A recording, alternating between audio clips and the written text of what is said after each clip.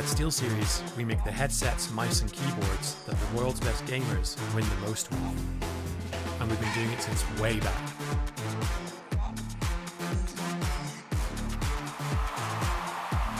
It's up to you how far you go, but whatever you do, go for glory.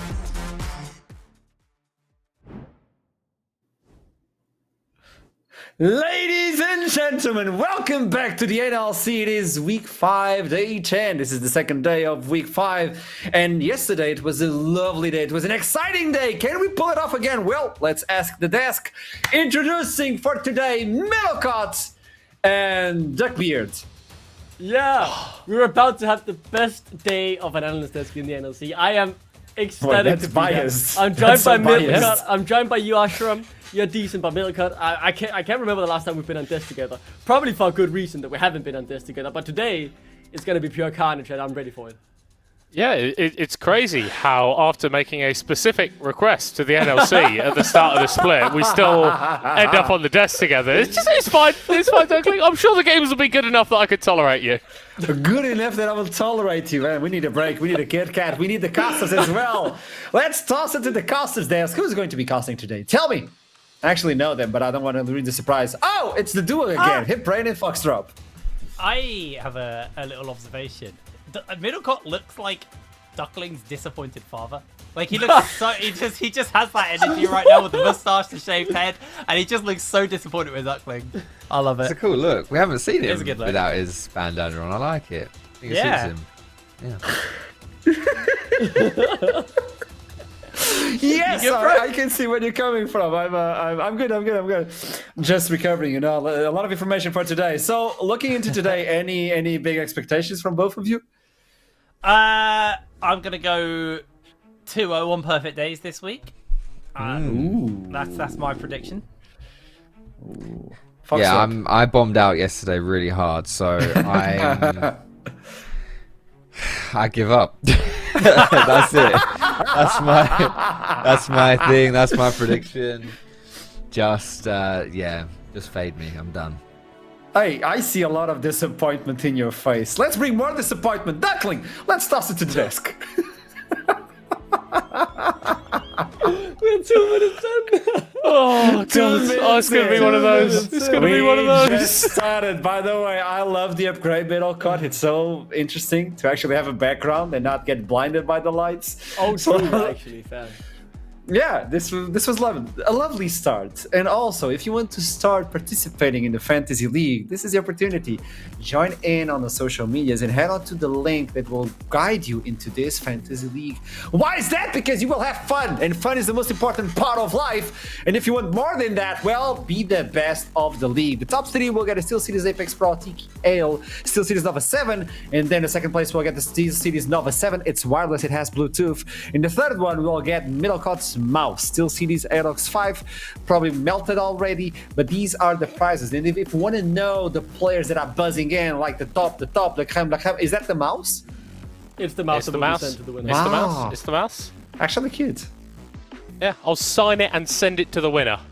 I won't do that. It I'll is throw the other one clipped. out. I need It's this. clipped. It's not a promise. You know you can get Middlecott's mouse signed got and it on delivered camera. by him. He will deliver it personally. If by you're from hand. part of the northern region, you can go there. So if you want to know who are the players that are popping up, let's show you the top 5 players of the previous week. Built, Kituruken, Alex, Nata, and Elric. Interesting. I have You 2 know, of them, like- by the way, on my team. I just want to add. I have both Who do you Alex and have it? Nata. Nata's my captain, by the way. He's got 150 points on me. He's absolutely smurfing. I'm number 28, by the way, on the leaderboard. I'm doing a good job here. I am beating. I think Initialize is the only other caster playing, and he's like 120 or something. I am smashing him. Go on. You Then. happy? Yeah, I'm No, very just- happy. I just wanted to get it out there that I'm You're absolutely just sort of smurfing. like glazing yourself. There. Yeah, It's a I bit am, weird, of you know? course. Of course, no one else is glazing me. You're all roasting me. I'm so I have to do so this for myself. surprised that it's not X drop after his KDA previous week. He had a 19-0 KDA with Ezreal. I'm just stating like that man. I'm a big fan. Coming from I'm coach pretty sure, like, to player. Yeah. Dude. I'm pretty sure this is like intentional by RUD though. They make their games bloody. Like they have these like super high kill games so that they can end up like top of the fantasy league. I think this is the second week maybe that it's just been RUD players. on the fantasy league. So I don't know, maybe there's some collusion there going on. Don Jake is playing the fantasy league. I see. He needs a new setup. He's I ordering see the where this players is to just going. play in bloody games, all for the middle cut mouse being personally delivered. Well, if you're not playing the fantasy league, might as well show you the predictions for today. At least this is what the cast think is going to happen at the end of the day.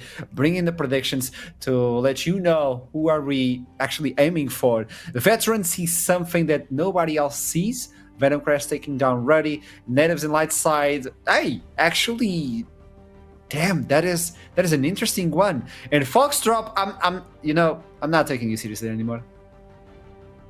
Damn. Someone's got to believe in Blue Whites, right? Yeah. They're only going up against like probably the best team in the league. You know, if they were going to start winning, it would be this week. Yeah. I mean, That's an interesting one. While you're talking, Duckling, let's show the schedule so everybody understands who's playing versus who. But tell me, Duckling.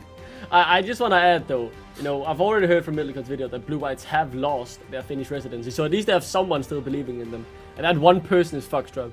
I do believe he'll be there until the very end when they finally get that victory.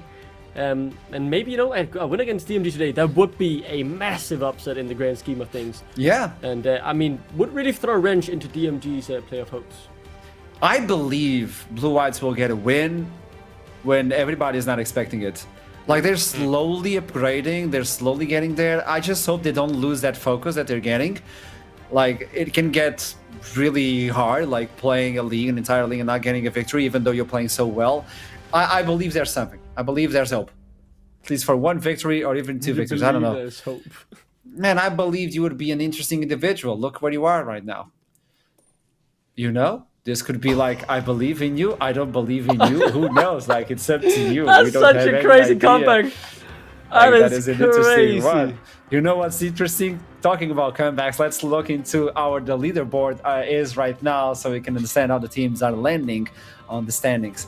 Well, this is our leaderboard. Who did it first? How? Wait, I don't what? know. Initialized, Hipran, veteran, guests. Love it. Wait, initialize, Duckling that's with 3 perfect 32. days. Damn, Something that's is happening. He's beginning to believe. Yeah, I'm on my way up, by the way. 32 points. I think that is more than I had at any other point during the last split. At this point, last split, I was in minus points, last place. Now, keep believing, keep grinding, and maybe one day you'll achieve your goal. My goal at the moment is getting on the left side of the bracket, and I'm 6 points away. And today is the day I'll make that difference. You know what's interesting is that only me and Foxdrop, like, we're the only ones without a perfect day. Damn, that's crazy. And no one else has got like an imperfect day either. So I think everyone's trying What to do you play this mean? game in What do you quite a mean? strange setup. Like, if you don't really getting into the NLC unless you fully embrace the chaos and get absolutely everything wrong. You know what's interesting? I don't know that person. Like, long hair, a bandana. I Who don't is know. he?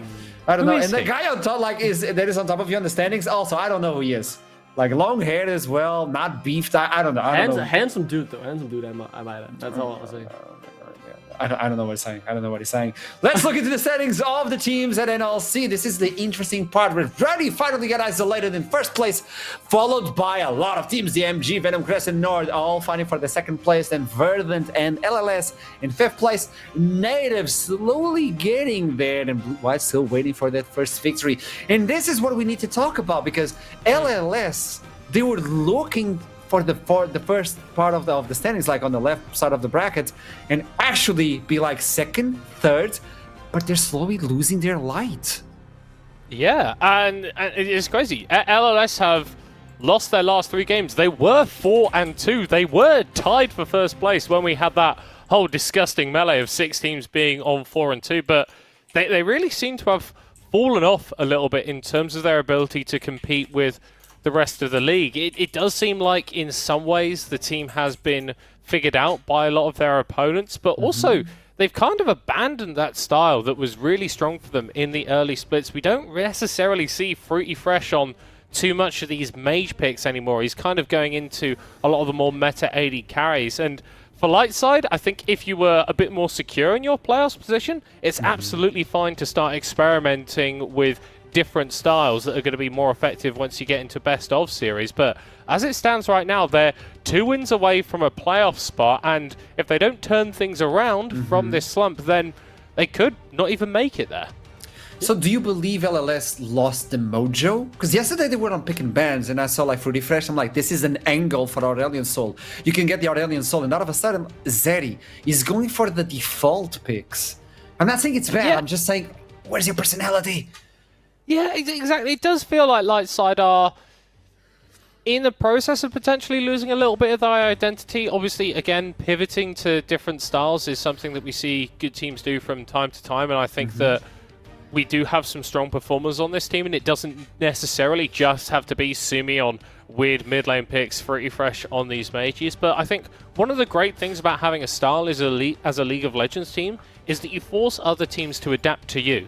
When teams were looking at Linvis Lightside early on in the split, they were thinking, okay, how do we play around a mage coming through in bot lane? How do we play around these weird mid lane picks? But now you can sort of approach them with a little bit more of a generic mindset. Those mages are all pocket picks that are going to get brought out potentially in weird scenarios, and not necessarily something that you have to build your entire draft identity around when you're going up against this team. Duckling, I thought you wanted to say something. I interrupted you. Tell me. Yeah, I do very much agree, right, with what Middelgard is saying. I think it's elaboration of the issue with Lightside is that what I want to get back to, though, and kind of focus on a bit of positive about this roster is I really like the roster building theory they have here, right? They take 2 more experienced veterans at the support and jungle position to lead these young, exciting, more wild rookies in the side of Sumi, and Fruity Fresh coming in from Rich Gangsters, who did very well in Division 2, and then a complete wildcard in the top lane, Elijah. And at the moment, it feels like, as you say, they're refining their footing, right? Because they are changing their style in terms of who's the real carry. Yesterday, we saw Elijah being the one keeping the flag high, keeping their game alive on the very, very good Gwen performance, might I add. Just a few mistakes lost in that game in the end. So it's about refining their identity after I feel like they haven't been found out, but obviously you can't just keep picking weird stuff and it will work, because eventually the teams will think ahead of that, prep better for you, make sure that they don't have any pocket picks that slip through the cracks and eventually lose them the game. So I think that's the issue they're facing at the moment. But if they figure that out, I think they have a roster that is good enough at contesting playoffs and making it there. But the thing is, our splits aren't that long anymore. We only have 8 weeks, and time is slowly but surely running out. And they need to start turning it now, because as Middelgard said, crucially, you're 2 wins behind playoffs at the moment. Lose today, potentially 3 wins away from playoffs, and that will be making it not near impossible, but a very, very difficult task to get top 4.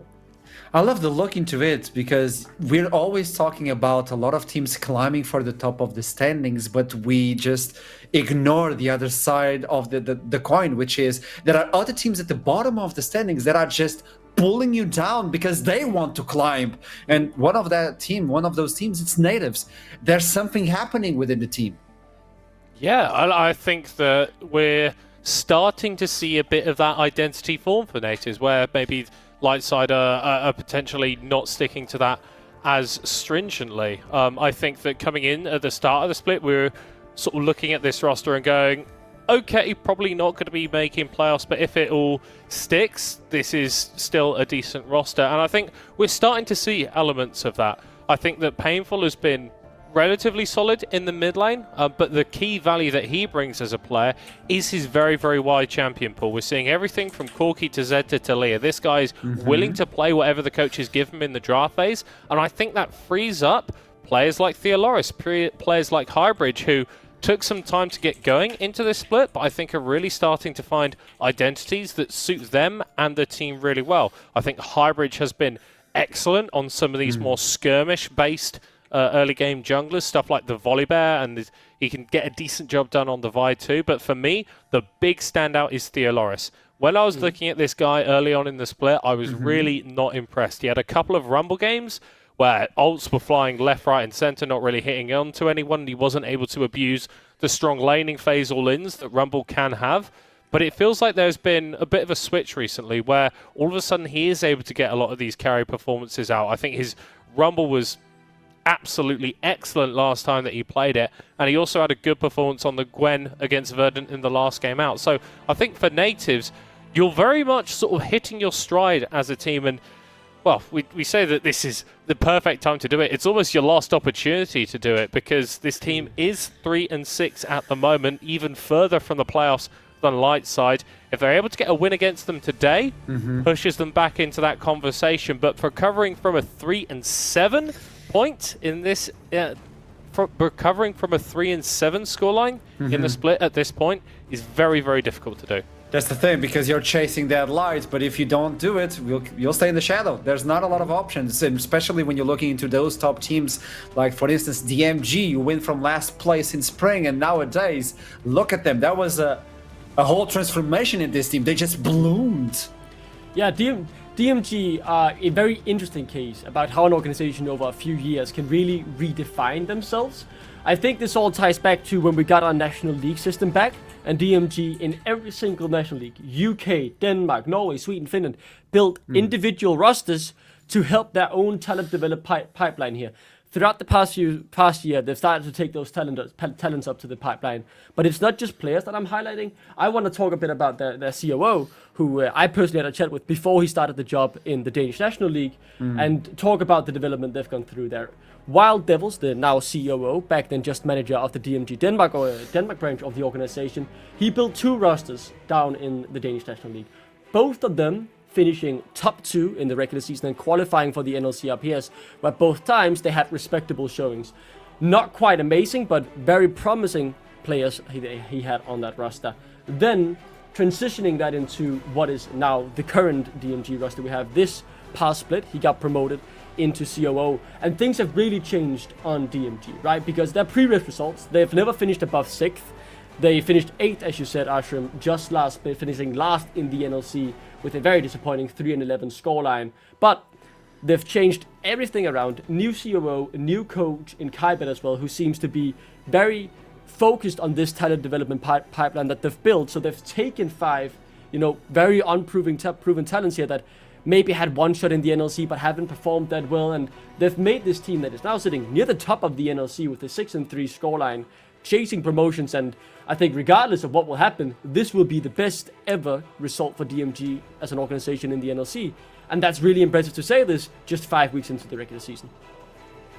Yeah, I think they've really, really impressed us, but the thing about what they're doing, whilst their approach to the National League system is very, very unique, it's what you can kind of do in the NLC. I'll harken back to sort of last split where I was talking with the owner of Nord, Michel, and he was saying that, look, the NLC is a really great place to take underappreciated ERL players and to build them up and to show just how strong they can be. I mean, you look at Bitzer for DMG as a perfect example. The last split this guy played competitively, he was last place in Prime League Division 3.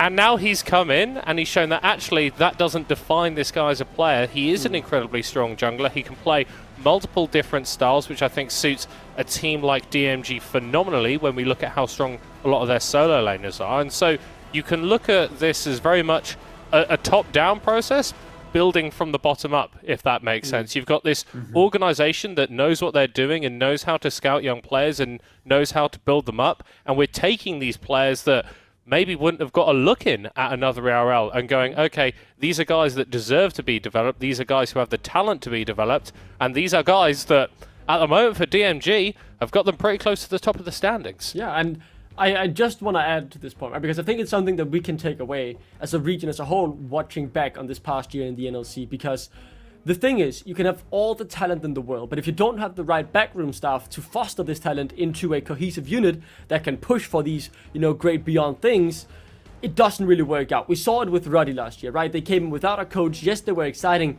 but they weren't cut together off the same cloth. They weren't reading from the same page. They weren't really working together that well. Then Wolverine came in.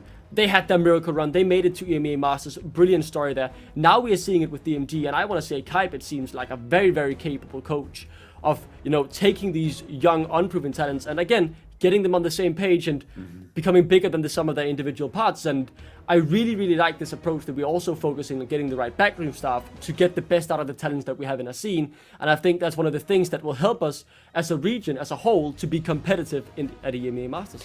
It kind of feels like it's the topic nowadays for the NLC, like building a roster out of nowhere and actually believing in the scene and rebuilding NLC itself. Another great example is RUD, for instance. They are going to be the team starting the day versus Venom Crest. It's going to be an interesting one. Top teams fighting for that first place. Venom Crest did a slip, RUD didn't. And we heard on the interview with RUD, we already made up for the last loss. Let's do it yet again.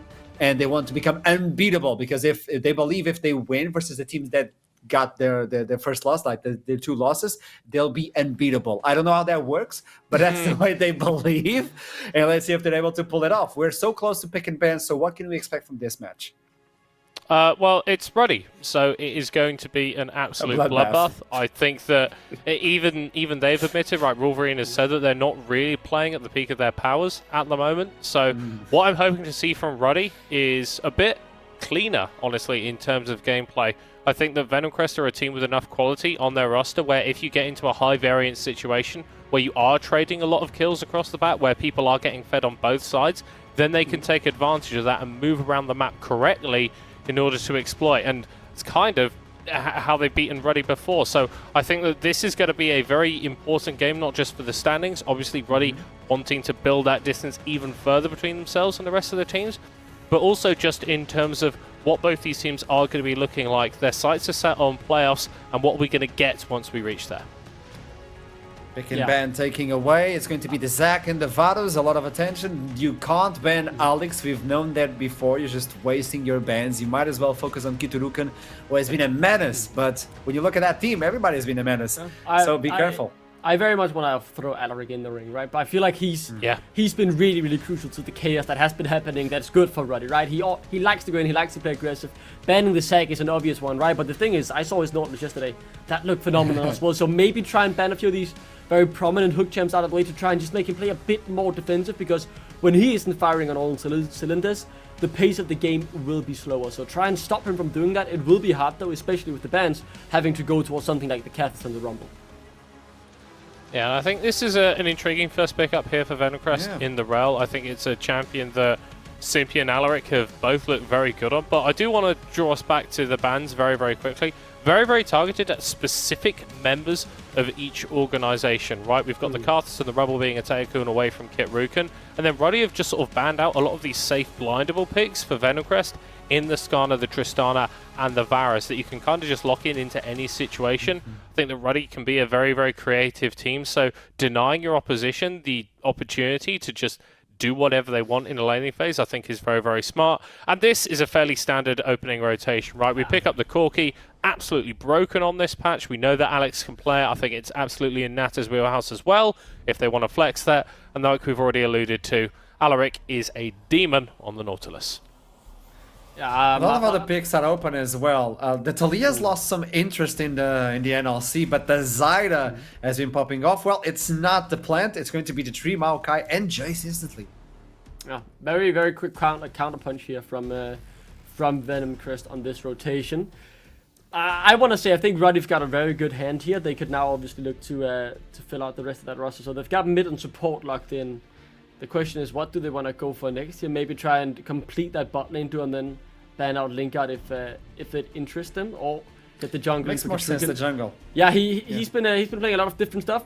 It is the brand in the end, so it's kind of in the same vein of the Zyra, the same reason for the strength, with the Faded Ashes, the Black Torch really being the driving force behind these burn mages in the jungle, and Katrukin, very, very aggressive jungler. If he gets this brand rolling, will be hard to stop.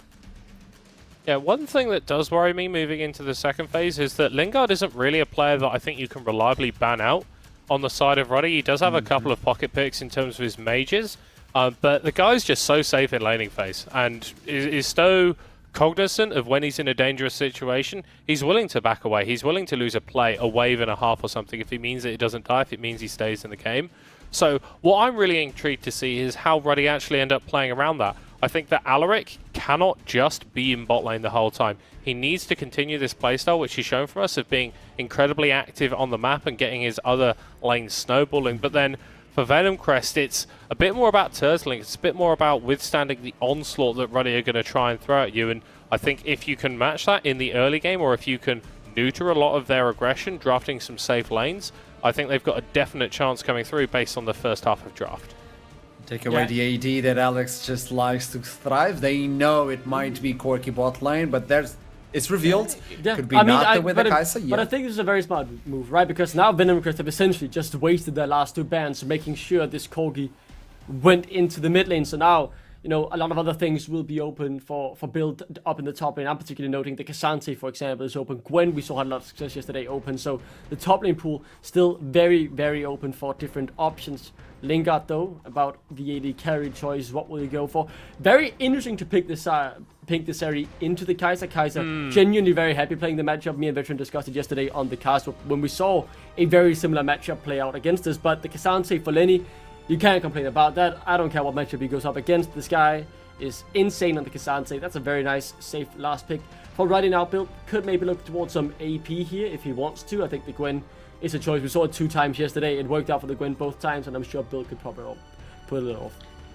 Yeah, absolutely. But I mean, Okay. I think that Malphite is absolutely That's excellent great here as in well, terms yeah. of building into the identity. One of the worries that I actually had for Nata's ability to operate on this Kai'Sa as we get later into the game is, yes, it's individually a very strong matchup into this area, but you can't really go diving forward against this Venom Crest team. You're getting outranged by the Jace poker, then trying to dive into a Cassante and a Maokai and a Rel just seems like disaster, but the Malphite is just such a clear go button that you can't really respond to. And I know that Wolverine and even Don Jake himself are really fans of these champions that just have very, very clear conditions under which they operate.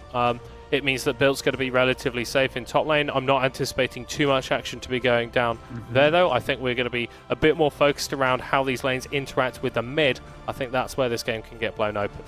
At the end of the day, Venom Crest versus Ruddy, I want your predictions. Aside from the ones you already delivered at the beginning of the day, who do you think is going to take it after the pick and bans? Yeah, I'm gonna be honest. I'm still gonna go Ruddy here. I like a lot what they've got going. I very much agree with the analysis middle cut put out there. I think that very much just rounds out the comp nicely. I'm a big Corki enjoy. I think he's very, very strong in the meta. I think the Kai'Sa versus Sari matchup, Sari matchup, I think that will lean towards Ruddy's side because Alaric, you know, the Nordisk kind of heavily counters the Rel if you play correctly. So I think the 2v2 could lead heavily in their favor if they push their luck a little bit, and that's why I'm leaning towards Ruddy. I'm gonna be back in Lingard here. I think he's been very, very impressive as an AD carry. The Zeri is going to be at risk. The Malphite is going to be at risk of the Kai'Sa, but I trust this guy is going to be able to position well enough in team fights that those don't present any issues. And if that so happens, if Ruddy end up pulling the trigger and not finding a pick immediately, then I think Venom Crest can win out on a lot of these later fights. They want to buy it up Ruddy. It's going to be a hard one. They're at the top of the standings. Will they be able to do it yet again at week 5, day 10? Well, let's toss it to the casters to get their opinions about this matchup and much more. Hiprain and Foxtrot, how are you doing? Doing right. How you doing? Hello and welcome to the caster desk. Getting ready to go into our first game of the day. Starting off on a banger as well. Venom Crest versus Ruddy. That champ select's fairly interesting actually. We were off air chatting, watching the champ selects. I'm curious though, so more because I know what you're thinking about this champ select, but I think the audience should know what you're thinking. So Foxy, let me know. What's that about? Do you not even know yourself, is there? No, I mean, this is it. I think this is a really good draft for Ruddy, to be honest. I think this is a very Ruddy style draft as well. Yes. The style of champions that we've seen slap down very well match the style of champions that Ruddy like to play. Really like to see Alaric on like that tanky engage style champion. So you've got Nautilus coming through there. You know, the AD mid, the AP jungle, very standard stuff there as well for Ruddy. It can be pretty difficult, I would say, for Venom Crest to deal with, honestly. And the thing that is always the hardest thing to deal with against Ruddy is they have so many threats across the board, right? Top, jungle, mid, ADC, they can all carry the game. And they've all been given champions, I'd say perhaps with the exception of the Malphite in top lane, to actually quite hard carry the game, you know, be the one with like 10 kills and actually doing loads of damage and messing everyone up. So a lot of threats coming through for Ruddy, and yeah, Venom Crest's gonna have to find a way to answer that. Yeah, absolutely. I feel like the major thing for like Ruddy and why I favor this team, or at least this comp they've drafted here, is if you do find yourself in a 5v5 scenario, there is a lot of frontline on Venom Crest. There is no denying that, but they could jump in and pick the brand off as long as brand has just hit every button on their spell and every button's on cooldown. Once they go down, that ult's still going to be bouncing. The passive is still going to be swirling around, and then suddenly Kai'Sa, very high mobility ADC with the Nautilus to kind of provide CC and a bit of a frontline for them. I just feel like the ability for them to be able to tidy up a fight once that the brand has done their work is there. You still have that engage with the Malphite and stuff like that. I do think the major concern is obviously for Venom Crest. You know, they have a big front line. They have 4 tanky champions that are going to be able to... Well, yeah, 3 tanky champions, can count, I promise. That are going to be able to stand right in front of, like, all of the mess and all of the fighting. And I feel that's the one avenue they have, is if Nata or Alex aren't actually strong enough to tidy up for Kit Ruken from the fights, I feel that's where Venom Crest have an opportunity. And at that point, it's on Lingard and how well they can kite around the edges of these fights to take over, because... On the other side for Venom Crest, they got a lot of CC and a lot of setup for them on an overly pretty squishy team. Like, Nautilus and Built are going to be the 2 strongest members to stand in front of everyone. And, like, Alaric on this Nautilus, he's a support, so he's not going to have as access to as much gold as like, Built will be able to. So he won't have as many items, he won't have as many stats to work with. Yep, that's exactly it. Of course, you're talking about tanky front lines, tanky team comps, what have you. You know, Brand loves that. Brand eats those for dinner. You know, breakfast, lunch, and dinner. He's got percentage health damage on his passive. He buys items that give him percentage health damage as well. He is a bona fide anti-tank champion. So, yeah, those pyroclasms and the rest of the fiery things coming through will do tons of damage to Venom Crest and be quite scary.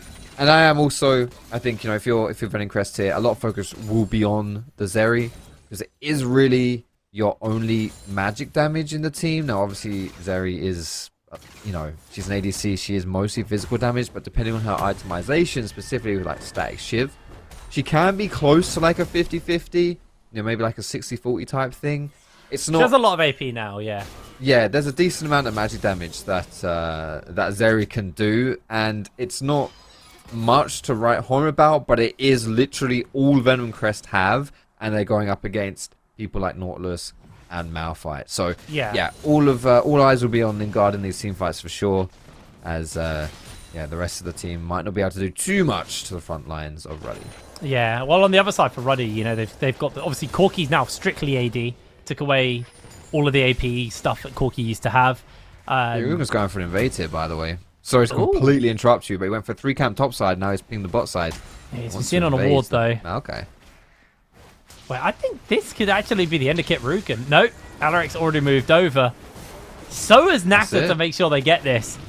That sucks for Fear Cassis. They are not going to be able to do anything here. Kit Ruken's going to be able to pick this one up, and Venom Crest now collapsing multiple people over. Nata is going to probably have to take the long way around, although they know this is going on. Kit Ruken's going to make sure he guides his bot lane in. In jumps Simpy. He finds himself in danger. Fear Cassis goes over the wall. They do get the damage down. First blood goes to Nata, as it's going to be Alaric under fire. Nata in some serious danger. Cleanse and flash available to them. They're going to be able to flash the wall, get themselves out to a little bit of safety. Cleanse still available. A 1-for-1. ADCs get a gold apiece.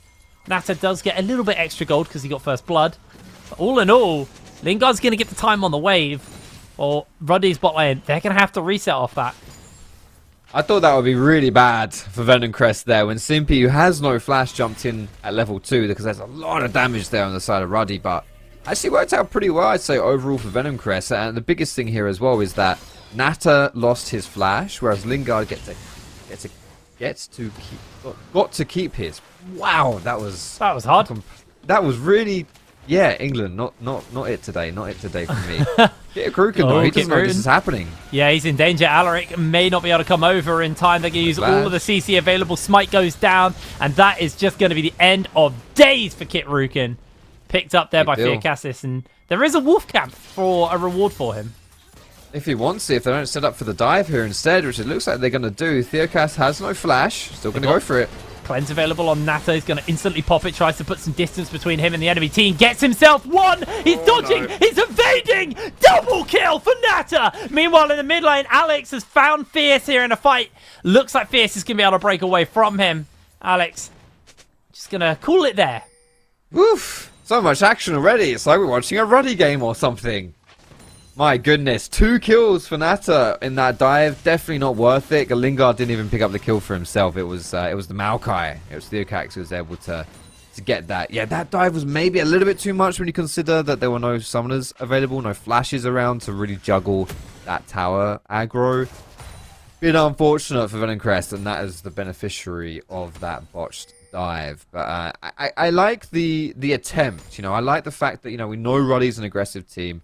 We know they're going to bring it to you. We saw that from the level 3 invade.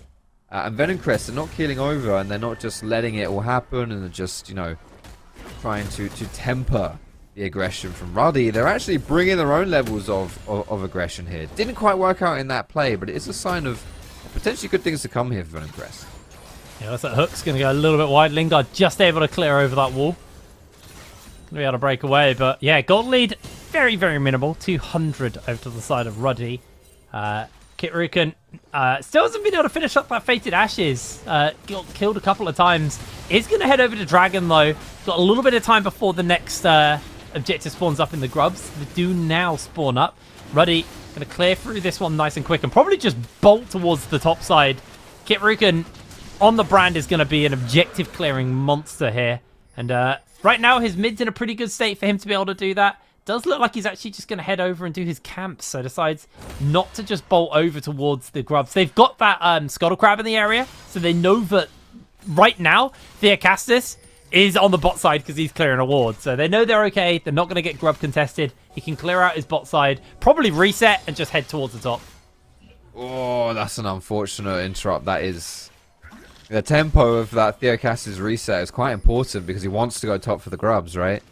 Yeah. But he's going to be delayed there a little bit. That's probably like a good 15-20 second delay, right? Interrupting the recall and then having to reposition and channel another recall. Good stuff, actually. A little thing, but actually can be quite valuable there for Ruddy. And it gives time for Kitruken to reset and head towards the top side for the grubs as well. We'll see if we get a grub fight. You know, we got level 6s coming through from the likes of Malphite as well, which is pretty impactful. So... might just about see it. We have had a lot of mid-prio for Ruddy, right? Hawkeye has been pushing pretty hard. That might just translate to something as well. But so far, it doesn't look like they want to move into the river, get any vision or anything like that. Not just yet. Yeah, I think Kitruken's trying to race to 6 as quick as possible because that would be a real difference maker if multiple people collapse on him on top of this. Pings are going down. Now that 6 is available to Kitruken, so now he's going to move over. Looks like they're actually looking for a play topside. The Kidnap comes in onto Built. Built, just unstoppable forces over the wall. Theocastus throws down the webs to lock them in place as there is going to be Theocastus now engaging onto Kitruken. The flash comes out. Kitruken has the ultimate burning away, gets the stun, gets a lot of damage off onto Lenny, finds himself in danger, flashes over the wall to break away. Lenny's eating a lot of damage.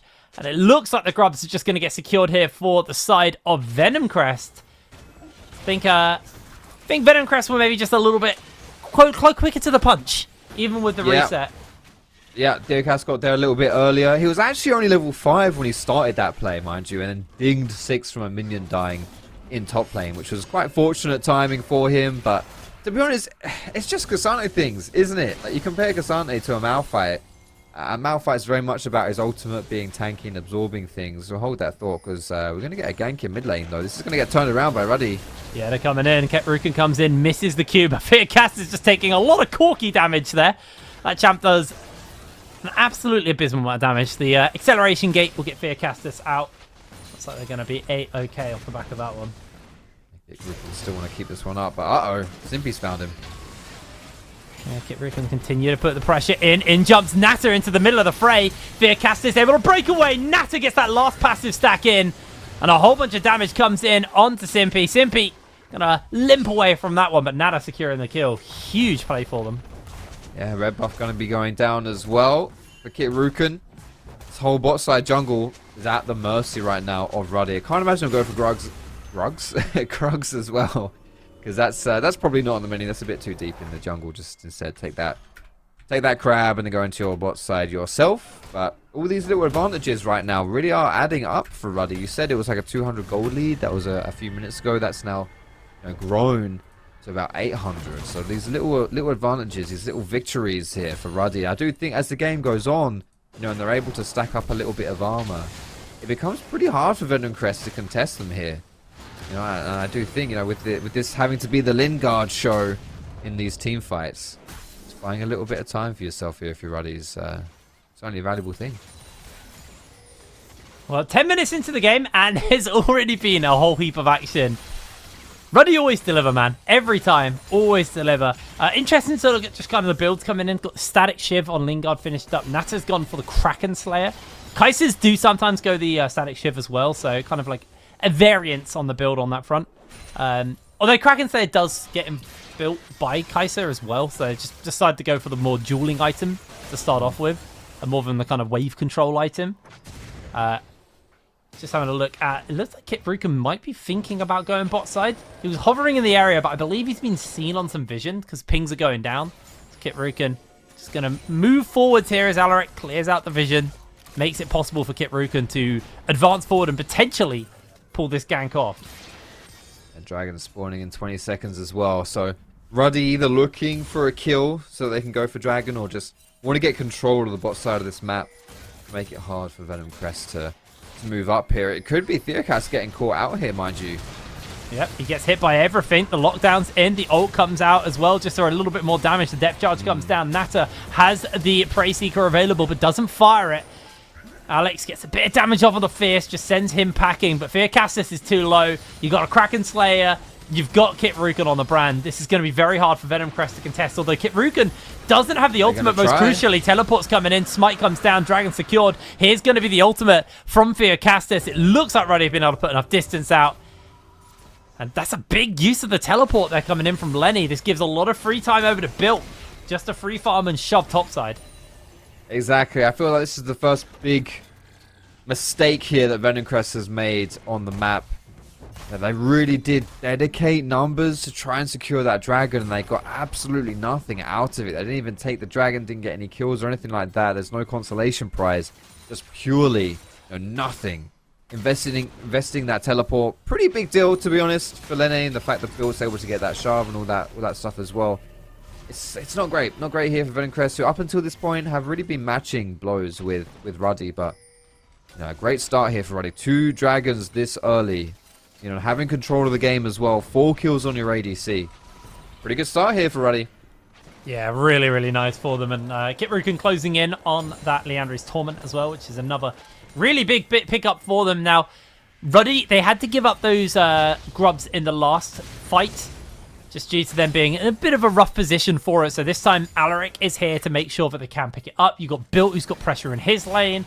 Alex as well, control of mid. So it's going to be very hard for Venom Crest to step forward into this one. I guess the crucial thing is Leandris is finished on Theocastus, where Kit Ruken actually doesn't have his ready, but he is being zoned off. They've even got Nata who's come up. Everybody is on this side of the map, so I expect to see a bit of action here. They're going to be looking to go for this 5th grub immediately. We're going to see the jump in. Magnet Storm has been held. There it is, used onto multiple people. Ruddy, very low HP. Lingard just kiting around the edge, but over the wall. Nata goes in with the killer instinct. He goes down. The shutdown is picked up by Lingard. Bill's putting the pressure in, launches in with a double kill. The unstoppable force now pierced in place by Fierce. Goes down. Venom Crest will be able to pick up the 4th grub. And Ruddy going to make their way away to safety.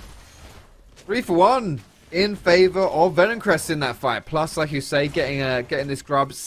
Only 1 grub they're going to be able to take, but it is something. A good team fight right there to really stabilize this game, which was sort of running away from them, to be honest. As Fierce is going on Alex. Oh, Alex in some serious danger, but it looks like Simbi's got himself the lockdown. Alex flashes away, gets himself the Phosphorus bomb off as well, just for a bit of bonus damage on the way out. Well, that is going to be all she wrote on that little fight. Well, Ninja Tabby, dude. This is it. When you're up against a full AD team, and the only semblance of magic damage is still an auto attacker, yeah, you slam that Ninja Tabby, And it does help a lot to keep him alive in that situation. Have to say, it's not very Alex of him to forego his first complete item for Ninja Tabby. This man might just be the psychoist, craziest player that we have here in NLC, but it is the correct buy, and it's good, and it saves his life in that situation there as well.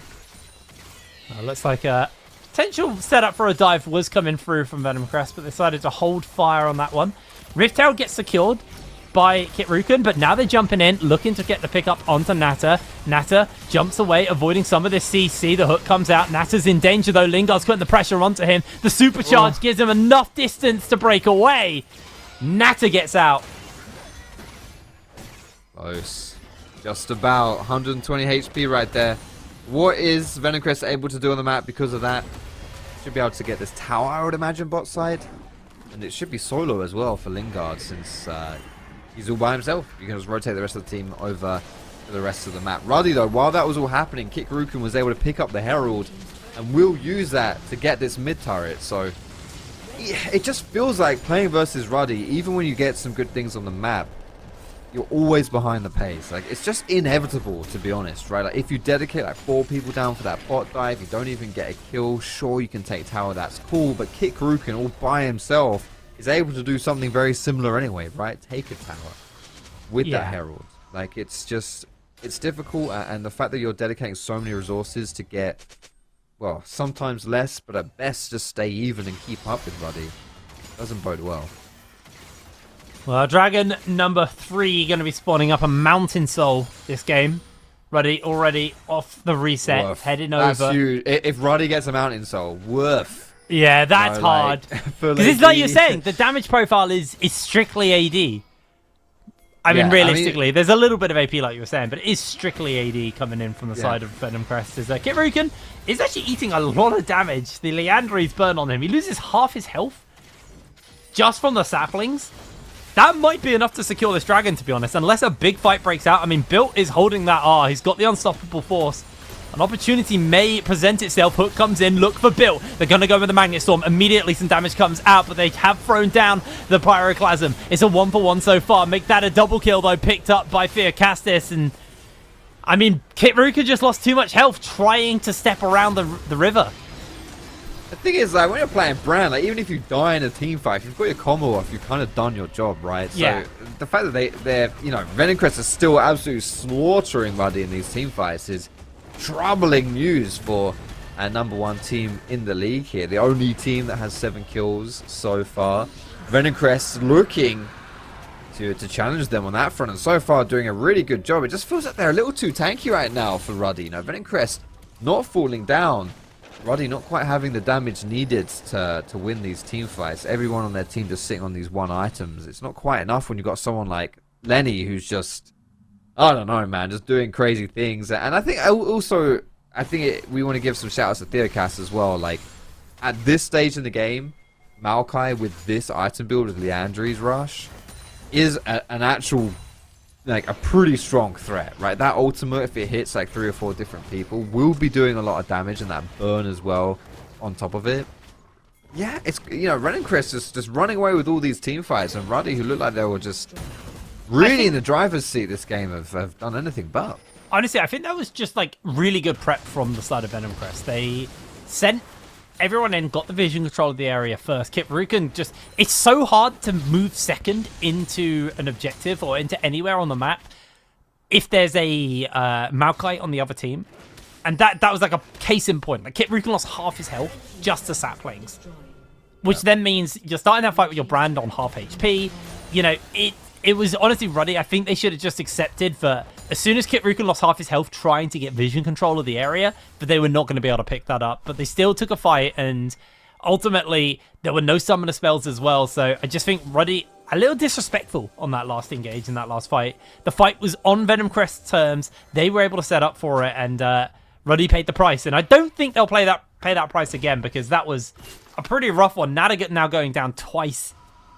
Starting to get a little bit more exposed, a little bit more picked up. Keep in mind, he was 4-0 at the beginning of this game.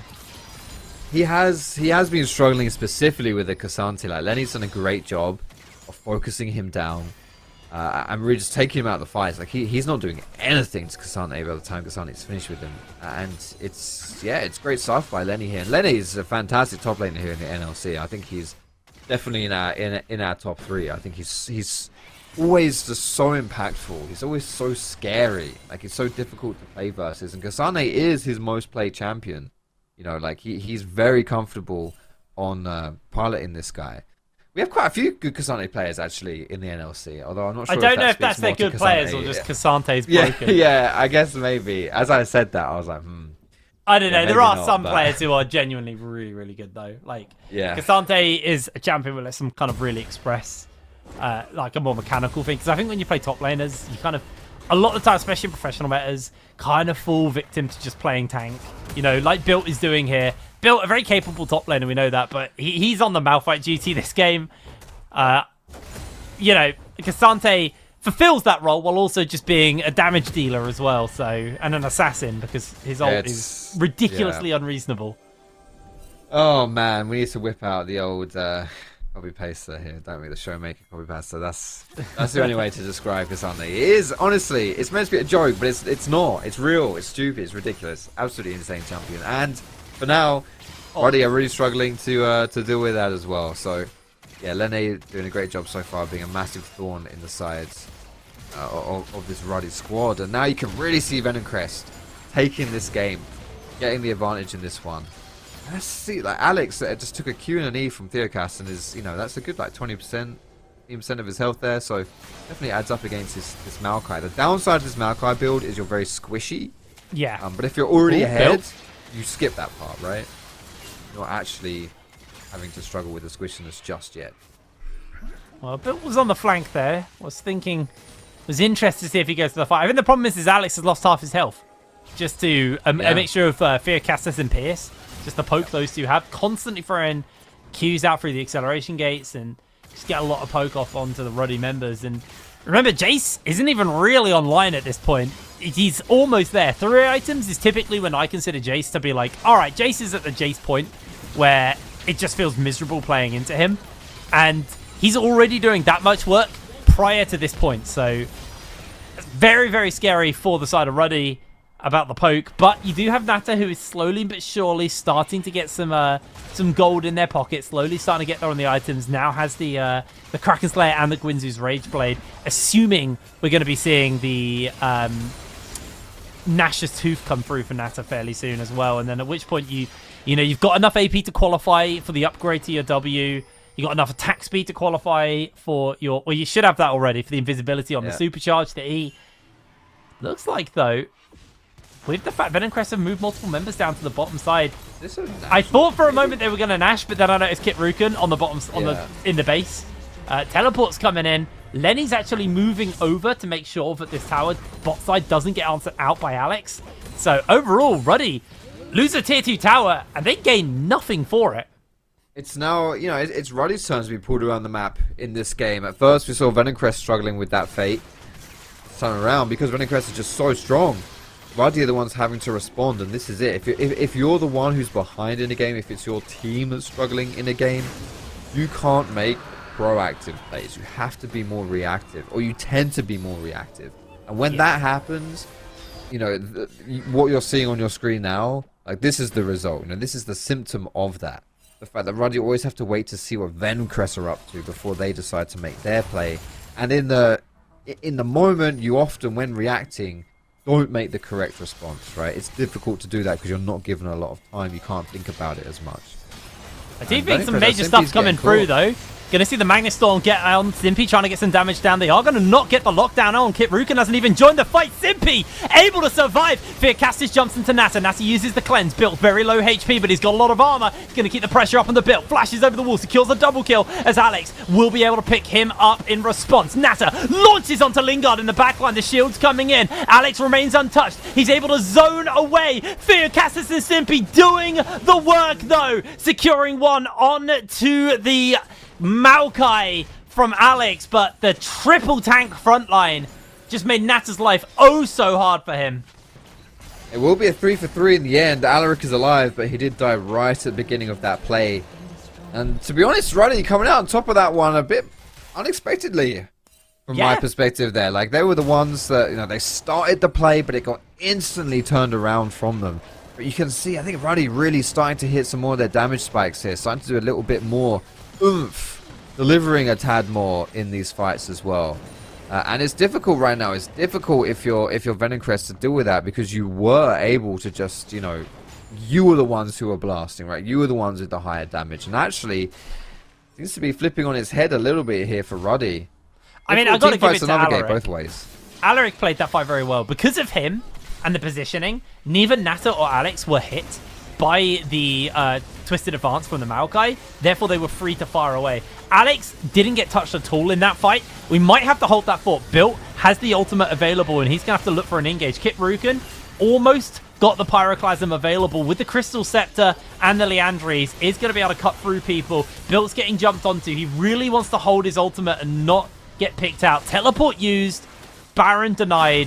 Kit Rukin going to get himself the Scuttle Crab for the team as well. Ruddy probably feeling a little bit more comfortable with this one. Looking for a potential flank angle coming in from Alaric. Not going to land the W there. I think Ruddy are just going to call it off here, although I say that. Look at Built. He's still playing to be a nuisance. Lenny going to get hit by the W, and I think Ruddy, with the Kaiser and the Corki and the Brand, they're going to melt through this Baron. They've started it. Baron's getting started already. It's already half HP. No one even tanking it at this point. That Baron is going down super fast. Ruddy, hyper efficient Baron taking team. Yeah, that team comp is disgusting for taking away Nash. You know, Brand speaks for himself. Kaiser has % health damage as well on top of being an ADC, and you got an ADC mid lane. That's it. That was ridiculously fast. I don't think Venom Crest were expecting that either. Considering they're the ones who started out that play and were looking to actually take the Nash potentially. That really did get turned around on them super quickly. And credit, honestly, to Natter in that one as well, because he was pushing down mid, and by doing so, was putting a lot of pressure, a lot of threat onto Venom Crest, which then pulled them away from the Nash area. Right? That's the reason why they weren't actually still around Baron, still doing that dance, because they knew, right? They knew, like, okay, if we're both just dancing around here, no one's getting anything, but oh wait, Natter's actually pushing mid, we're in trouble. And from that, they were able to... Ruddy was able to get that Nash rush. So very nicely played, very opportunistic play. What you would expect from the best team here on the NLC. So one of those games as well where Built right now, I mean, this is scary if you're Lingard. Like, you've got to get through Frozen Heart, Sunfire Cape, Jack Show, Steel Caps. Like, I mean, Built just gets to go full armor. He's got a bit of magic resist, enough magic resist just from the Jack Show to kind of offset the AP damage coming in. He's going to be super hard to deal with. Yeah, tanky Malphite. He's a tough one. To be honest, his job, he jumps in, he hits a low mobility carry, you know, like the Jace, like the Zeri. Well, Zeri if she's not standing next to a wall. And that's it. That's her job. That's his job done, right? Simple. So, yeah, that tankiness will come in handy as well here.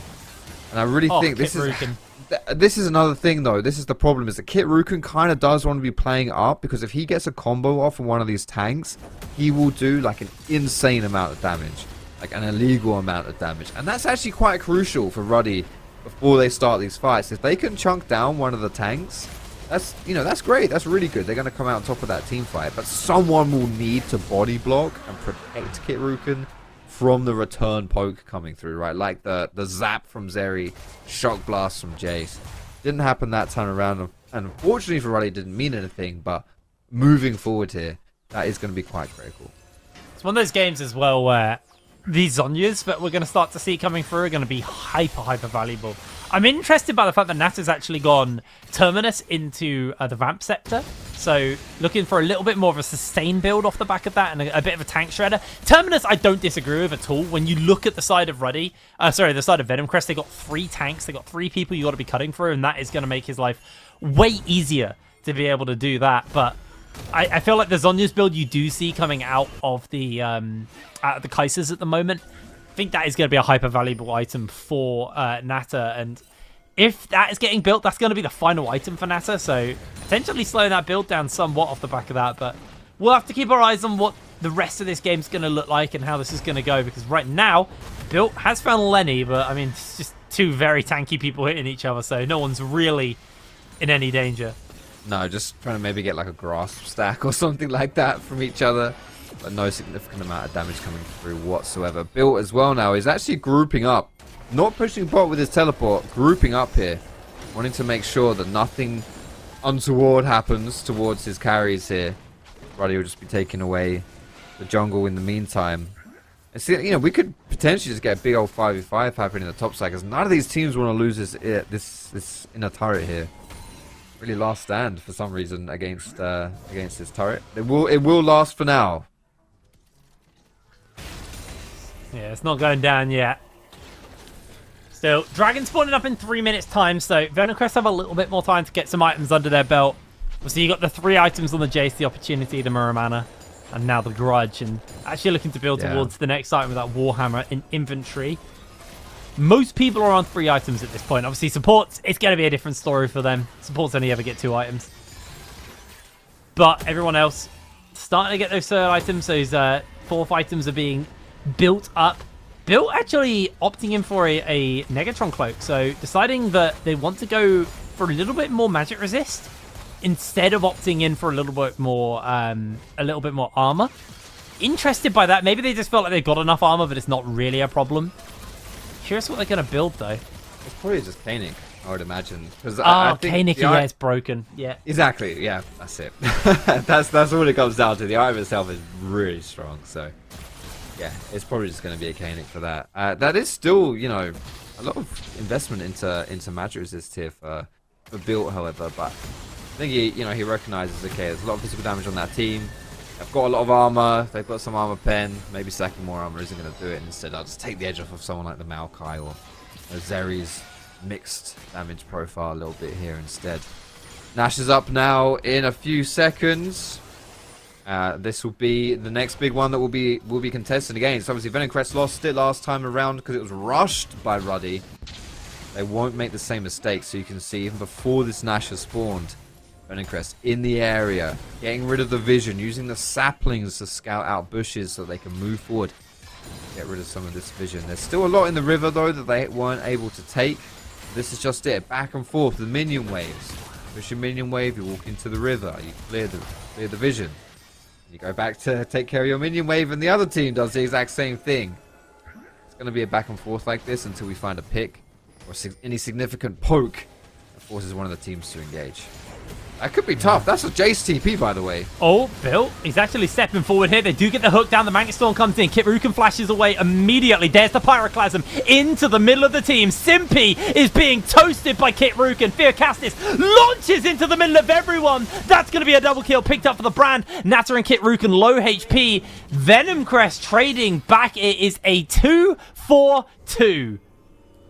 Just how does Lily not die in these fights? I don't get it. He's just frontlining all this damage, doing so much damage himself. Like, yeah, it's crazy. I don't know how he's able to survive every single one. It looks like these fights, they start off looking so good for Ruddy as well. Especially when Kit Rukin's able to just throw out his combo with that Riley's as well, like getting huge amounts of burst, rocking the passive, then slowing everyone down. But it's just not quite enough. Maybe it was Alex who was getting caught in that fight, though, because he did, Simpy was able to get a really good combo off onto him, and that may have been the difference maker. But still, 2 for 2 at the end of the day. This could be Soul here for Ruddy if Venomcrest don't stop them. Kit Rukin actually just walks into the zap. That's going to be him in a lot of danger. Doesn't have the Pyroclasm, doesn't have the Zhonya's. Goes in for the Zhonya's now. Simpy going low, but Kit Rukin's very low. Gets so much damage onto the backline. That's the assassination they needed. But Lenny able to find his own assassination off in the meanwhile, taking out Kit Rukin. Jungler down. They've got to deal with Fearcastis. He's got the smite, but he is melted by Ruddy. There's Soul over to the side of Ruddy. They're just going Baron. Yeah, that's it. That should be a free Baron here for Ruddy, and Mountain Soul is a big one. Look at the size of those shields right here. That will make a huge difference in these team fights.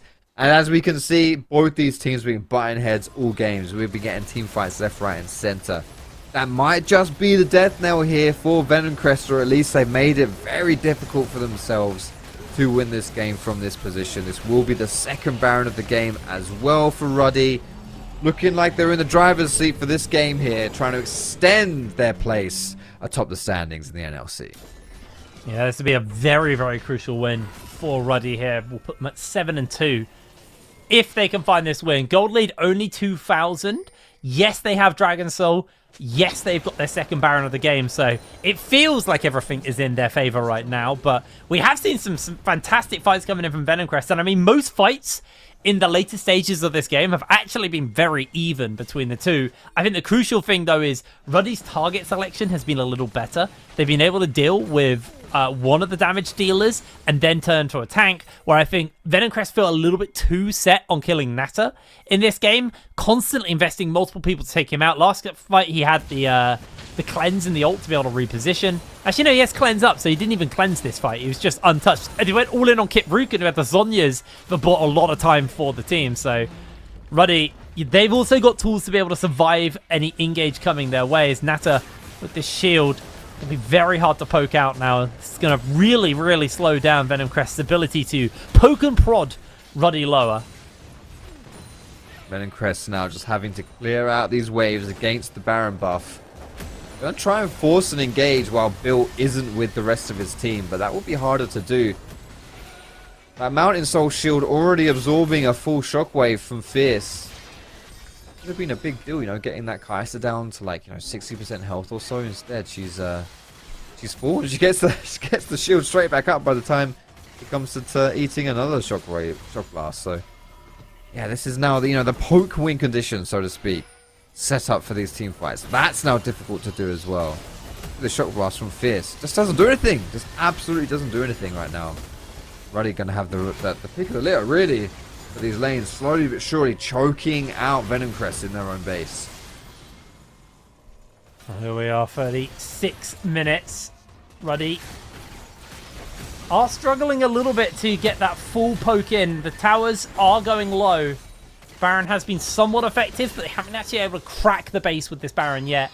Waves are not synced up as well, which is really working in Venom Crest's favor here. They're able to move to mid, clear the wave. Move to top, clear the wave, and really, really slowing the advance of Ruddy forwards. Nata will just eat that shock to the face from Lingard. And yeah, waves just weren't synced. I think this was unfortunately a little bit of a disappointing Baron here from Ruddy. Yeah, I agree actually. That wasn't really too much happening there for Ruddy. Half health on a turret isn't, well, yeah, I guess mid's also about half. So not really good enough, to be honest here. Unfortunate reality for Ruddy is they might just have to look into bot side and get that inner turret instead. You know, it's something, but you'd hope to get a little bit more. But well defended there for Venom Crest. They know, you know, they know that they're able to. They might not be able to poke down Ruddy anymore, but they can still pull the trigger. They can still engage, and Ruddy have to respect that. These team fights are not 3 wins for Ruddy anymore, right? Yeah. And they never have been, to be honest, throughout the whole game. So they still have to put some respect on Venom Crest's name, and Venom Crest, they know that. And a good defense. It's interesting to look at Nata's build. He went for the Bloodthirster as item number 4, and has now got a BF sword in the inventory as well. So I'm going to make the assumption there's no Zhonya's coming in for Nata, which ideally I think I would like to have had the Zhonya's here just as you have a safety net off that item. Also, obviously, it might be a GA though, baby. It's probably a GA coming in for Nata, which, you know, I kind of guess does an effectively similar thing, but you don't really get the stasis on your terms with a Guardian Angel. Also, a lot longer cooldown. But, you know, all in all, Nata feels that this is going to be the build. And with that soul, maybe he feels that he's got enough sustain, enough ability to kind of tank damage. But he doesn't need to pick up that Zhonya's off the back of it. But Ruddy, yeah, I mean, that was a 1,000 gold power play from the Baron for them, so they didn't really gain much ground with it, and I'll always cast my mind back to something that Jamada said to me a while ago, where, like, your first Baron, typically you're using to take all of the towers outside of the base, and then that second Baron is the one you use to crack open the base. Ruddy, able to mostly use the first Baron in that effect, other than this tier 1 bot side. Well, this was their second Nash now. But their second Nash, yeah, they just weren't able to really achieve much with it. I mean, I think most of that gold just came from kills and the gold of killing Baron itself. Mm-hmm. Yeah, it wasn't great. It wasn't a great defense here, but from Venom Crest's perspective, that's perfect. You're able to just hold on a little bit longer, and yeah, this poke is still doing some deeps right here. Alex is really struggling. Do Venom Crest fancy pulling the trigger? We'll have to start with that Maokai ulti. Yes, still trying to land those shock blasts. 20 seconds on Elder. Someone's going to have to do something. Simply lost a little bit of HP there, but was able to use his W to break away from the Q from Kit Ruken. What? Corky damage is absolutely wild. Just melts through Simpy's health bar. Yeah, yeah, but Warmog's is kicking in and it's back to full HP again. This could be cheeky. I respect this a lot. Trying to get just like 1 or 2 people to kind of solo this Elder. It's dying very, very quickly. Can Venom Crest stop it? They're going to try and get their way over. There it is. It's going to be secured. Simpy jumps in with the Magnustorm, finds himself in danger, but they do get the lockdown from Theocastus' ultimate, but I don't think Simpy is going to be able to go far. Remounts onto the horse, but Kit Ruken's chasing forwards. Nata just trying to get in range, gets a whole heap of damage off onto Simpy. Simpy being slowed down, but Alaric finds himself in danger, goes away for the flash. Bill has got that unstoppable force, is waiting for an opportunity to fire out onto Lingard, but Alaric is going low. He's going to be able to get the lockdown, but Kit Rukin secures the kill. There's the knock up by 2. On to Lenny, on to Lingard. Lingard's able to put some space between him and everyone else, but Natter is on a killing spree, taking him down. No way Venom Crest are going to be able to defend against that. Down they go. Are they going to go for Baron, or are they going to just crack the base off the back of this? They might keep trying to push, you know. That's a long death timer here. It's just Maokai and Azeri to defend. Ruddy are looking to end the game. Well, they got a wave to work with. Built doesn't have that ultimate available yet, so Lingard is going to be all on him. They're not Baroned up waves, so you can clear through them. But Theo Castis finds himself caught out in the damage. Lockdown. Elder will secure the kill there for the side of Alex, as Lingard now being run down onto his fountain by Alex. Can't move. Simpy comes in with a stun onto Kit Rukin. They do get the lockdown off, but it's not going to matter. It's not going to mean anything. The Nexus has been left exposed. Down goes another kill, and down goes Venom Crest. 8-2 to Ruddy. It was a pretty close game for a lot of that, wasn't it? We Yeah. thought to begin with, honestly, that Ruddy would just be able to run away with that and take it. And to be perfectly honest, I feel like Venom Crest with a scarier team for most of that game. It was just little things around objectives. Specifically, I would say Venom Crest not respecting just how fast Ruddy could take those plays, right? Kaiser, Corky, Brand. It happened first on the first Nash, and then on the Elder Dragon as well. Just a little bit of disrespect there for Venom Crest's side. Not understanding how fast it could go down, and then losing those objectives for free. It really cost them. Yeah, so my major criticism of Ruddy is I think we've only seen them outhands people. I haven't really seen them play a kind of cleaner game of League.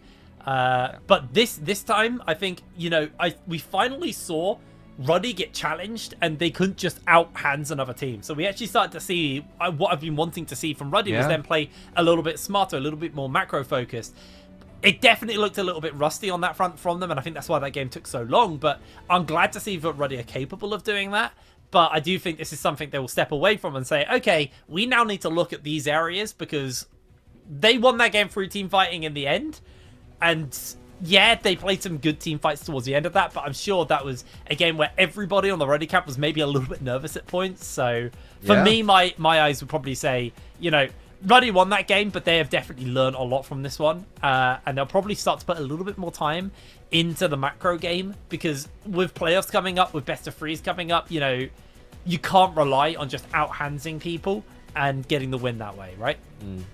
I think Ruddy, honestly, a lot of positive things. The fact that this game wasn't smooth sailing gave them an opportunity to learn more, I'd say, from this game. And I think they would have learned a lot.